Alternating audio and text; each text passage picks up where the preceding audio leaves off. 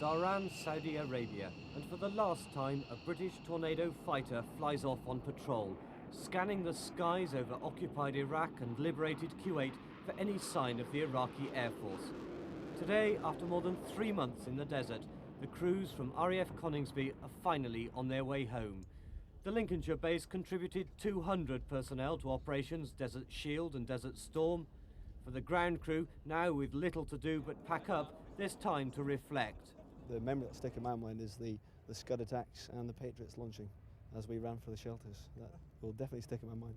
Probably my biggest memory is when there was a group of us outside the crew room and we saw the first Patriot take off, which was like we were standing there for about 10 seconds trying to figure out what it was before we realised it was a Patriot. Then it was all mayhem. To me it was like a long exercise with some bangs in it, and that was it. But always at the back of your mind was the thought that, you know, has that one got chemicals in it or not? The Tornado F3 is the RAF's most sophisticated fighter, the modern-day successor to the Spitfire. Equipped with air-to-air missiles, its role in the war is to hunt and destroy enemy planes. Coningsby's air crews and support staff were in before the beginning of the war and still here after the end. On the ground they were subjected to Scud attacks. In the air they came under fire from Iraqi Ack. But in all the missions flown, not one F3 fighter fired a shot in anger. But while the fighters may not have fired at the enemy, they certainly saw action. We've been shot at a couple of times. For me, it means action. Obviously we haven't been shot at quite as much as the GR1s, which obviously have had a much harder time than we have. But where we've been capping, i.e. patrolling, it's been over the enemy lines, in fact most of the time in Iraq itself. And obviously the threat was there the whole time to get shot at, and personally I think we got shot at on a couple of occasions, once by SAMs and once by air-to-air artillery.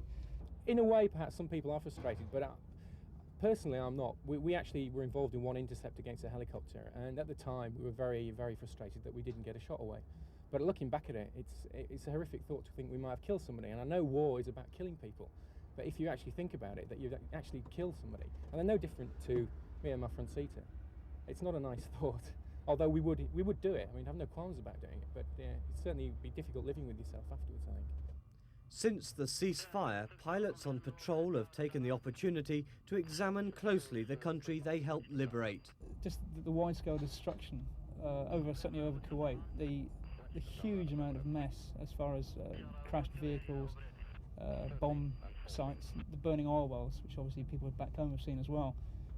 Really vast amounts of destruction, which really goes from horizon to horizon, and you can't avoid the fact that there's been an awful lot of awful mess created by the whole thing, which I suppose will take years and years and years to sort out. When you fly over Kuwait, we've all seen footage of the burning oil wells, but you only see a small amount of it. When you actually fly around it, there's not a mile goes by where you don't see a bomb crater. I mean, there's just total devastation. The Dhahran detachment of RAF fighters is made up of 18 Tornadoes, most from Coningsby, but also from RAF Lucas in Scotland and Leeming in Yorkshire. For the pilots and support staff, war wasn't the only new experience. Saudi Arabia itself came as something of a shock, a country where religion dictates that alcohol is forbidden and even bacon sandwiches banned. It's not the best nightlife in the world. Glad to get back to Britain anyway. Back to normal life. Everybody's just living for the day we get home, really. See our wives, children, and have a couple of beers. Yes, looking forward to getting back to England's wet, windy, horrible place though it is. It's a lot better than out here. When battle honours are awarded, the Tornado fighter will take second place to the Tornado bomber, the plane which flew low over enemy airfields and sustained the most losses. But the part played by the men and machines from Coningsby and its sister stations is not to be underestimated. They kept the skies clear, effectively. Once we'd hit him so hard, and I'm talking about the enemy when I say him, in the initial days, he still had the potential to get airborne all for weeks to come. But the fact that we had aircraft like the F3s and the F15s literally sweeping the skies clear, it gave the bombers and the recce airplanes complete free range. Of course, they were still doing a hazardous job with missiles and ground fire, but at least they didn't have the added worry of fighter aircraft from the enemy, and that was wholly the F3s and the F15's job. The departure today of the first British Tornado fighters signals the breakup of the huge Allied airbase at Dhahran, a unique chapter in air history marked by a remarkable lineup. 120 planes from 4 nations, Britain, America, Saudi Arabia and Kuwait. And taking the salute, Prince Sultan, the brother of the Saudi king. The first of the returning planes will arrive at Coningsby tomorrow. By the end of the week, all RAF fighters and bombers based in the Gulf are expected to be home.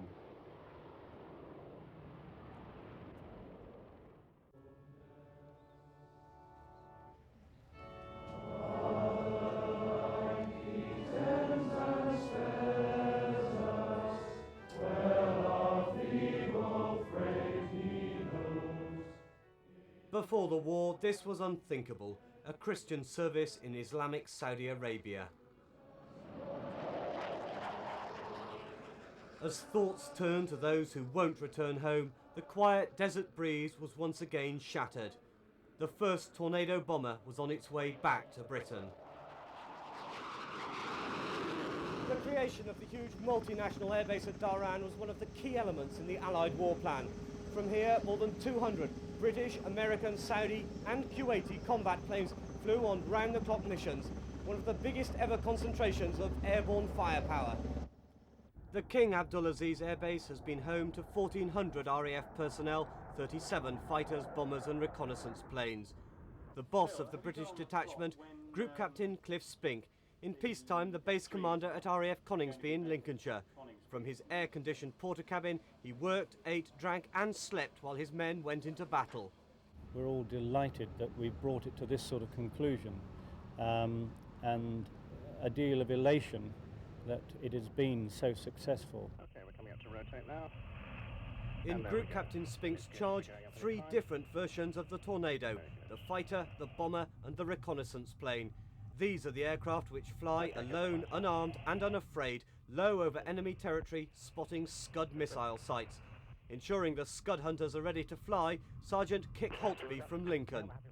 On our first mission, first operational war mission, we actually located some Scud launchers, which were suddenly taken out pretty quick.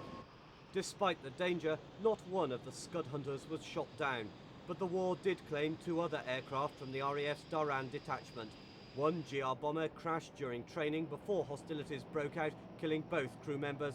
Another was shot down over enemy territory, its pilot and navigator taken prisoner. In the operations room that night, Colin Buxton from Nottingham.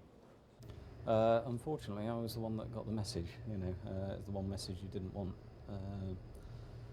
It's absolute dejection, really. There's not much you could do about it. You felt completely helpless and you couldn't get on to anybody to find out any more until the crews landed, which was something like an hour and a half after we'd had the original message. They may have trained for it, but finding themselves in the firing line still came as a shock to many of the airmen. Adam Robinson from Mansfield in Nottinghamshire is a Tornado navigator. We were frightened on probably most, it'd be silly to say, not all, it'd be silly to say most of the trips, it'd be all of the trips that we were. You get in the cockpit and you think, what am I doing here? I don't need to do this, I joined the Air Force to fly, I didn't join to get shot at. But that's part and parcel of the job, and so we were frightened. Even though some of the British and American aircraft have now returned home, the lineup of Allied combat planes at Dhahran still stretches almost as far as the eye can see. The Saudis and Kuwaitis are now saying farewell to their comrades in arms. For the British, a goodbye party. An aircraft hangar assumed the appearance of a Bedouin tent for some traditional Arab hospitality. The host, the Saudi base commander, a member of the royal family. I think every one of us have gained a lot of knowledge and a lot of experience that is going to count for a lot of things later on. There is a lot of lesson learned, a lot of strategies, a lot of tactics that's been learned, and we really value this kind of experience. The Allied airbase at Dhahran will without doubt have a place in the history books. In the long term, the lessons learned will have a profound effect on the planning of future air campaigns. And in the short term, the British airmen who served here also have much to ponder. I think probably initially there will be a feeling of anticlimax when they go back home. And it may be rather difficult in the early days for them to readjust following the experiences which they have undergone here. But I would hope that, being professional servicemen, it will not leave any kind of permanent scar on them.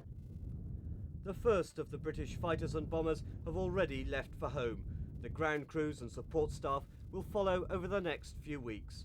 After 7 months, the RAF presence at the King Abdulaziz Air Base at Dhahran is drawing to a close.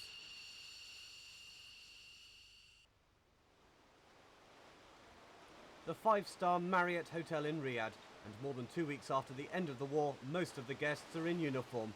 The Marriott remains one of the more luxurious billets. Half an hour's drive away, Riyadh International Airport, the home of the Allied transport and tanker fleets. Terminal 4 was never finished, built for the tourists visiting a country where there's no alcohol, no nightlife. The tourists are still awaited, but it's an ideal staging post for Allied troops. Throughout the war, the apron outside was the home to 101 Tanker Squadron, the linchpin of the Allied air campaign. Day and night, these converted VC-10s met up with fighters and bombers on mission after mission. One crew member from Melton Mowbray in Leicestershire says he'll never forget the first night of the war. Walking out to the jet that night, we had very little notice that we were going, and certainly adrenaline, I think, was the main thing. It was quite unbelievable on the first night. The tanker crews are some of the unsung heroes of war, but their role is crucial. The British commander of the Allied fighter and bomber base at Dhahran is Group Captain Cliff Spink from RAF Coningsby in Lincolnshire. Well, the tankers have been absolutely fundamental to the operational role. Without the refueling aircraft and their crews giving us the range to go deep into Iraq to attack those targets, and indeed to give us the fuel to get us home at the end of the mission, we just simply couldn't have done the job. The fighters and bombers are beginning to fly home, but the work of the RAF isn't over yet. At the big bases of Riyadh and Dhahran, the airlift of troops and equipment has only just begun. It'll be weeks before the last kitchen tent is packed away, the last cook and cargo handler able to wave goodbye to the desert sun. The airlift is underway, a job for the RAF's TriStars. These multi-role giants carry passengers and freight. They'll return the troops, and in their tanker capacity, they'll relay home the remaining fighters and bombers. The Americans are homeward bound too, on Starlifters and the huge C-5 Galaxy, the largest US transport plane. There's plenty of work also for the Hercules, the RAF's veteran workhorse. They've flown thousands of missions for Operations Desert Shield and Desert Storm. All the forces which have been deployed for the last few months have got to be recovered back to England, and the Hercules would take a pretty big part in that. So I would think we're going to be fairly busy for the next 3 or 4 months at least. The combat sorties may have ended, but the RAF's involvement in the Gulf is far from over. Riyadh International Airport, a hot and dusty home to 101 Squadron for the last 7 months. The 30-year-old converted VC-10s formed the linchpin of the Allied air campaign against Iraq. Of the number of sorties that we've flown, hundreds, I think we've lost less than a handful due to unserviceability. So although, as you say, it's an old airplane, it's built by a ship builder, if you like, Vickers, and it's an extremely strong, reliable airplane. Without the tanker squadron, the Tornado fighters and bombers, Jaguars and Buccaneers could not have operated. Their strikes deep into enemy territory called for mid-air refuelling on the way out and on the way back. Even returning to Brize Norton today, the VC-10s were in action again, helping the first combat aircraft get home too. The fighters and bombers are beginning to fly home, but the work of the RAF isn't over yet. At the big bases of Riyadh and Dhahran, the airlift of troops and equipment has only just begun. It'll be weeks before the last kitchen tent is packed away, the last cook and cargo handler able to wave goodbye to the desert sun. The workload now falls on Brize Norton's other fleet, the TriStars. These multi-role giants carry passengers and freight. In their tanker capacity, they'll relay home the remaining fighters and bombers. Already the airlift is underway. The first of the Desert Rats flew out from Dhahran on 2 TriStars this week. And for the returning warriors, a special concession. The RAF's in-flight alcohol ban has been lifted. The planes and air crews of Brize Norton will not be alone in bringing home the men and machinery of war. From RAF Lyneham in Wiltshire, the Hercules, the veteran workhorse. Already they've flown thousands of missions for Operations Desert Shield and Desert Storm. They've supplied the war zone with equipment, carried the troops and transported the mail. All the forces which have been deployed for the last few months have got to be recovered back to England, and the Hercules would take a pretty big part in that. So I would think we're going to be fairly busy for the next 3 or 4 months at least. It is to the fighter and bomber pilots that the battle honours will be awarded. But without the air crews and support staff of Brize Norton and Lyneham, the war could not have been won.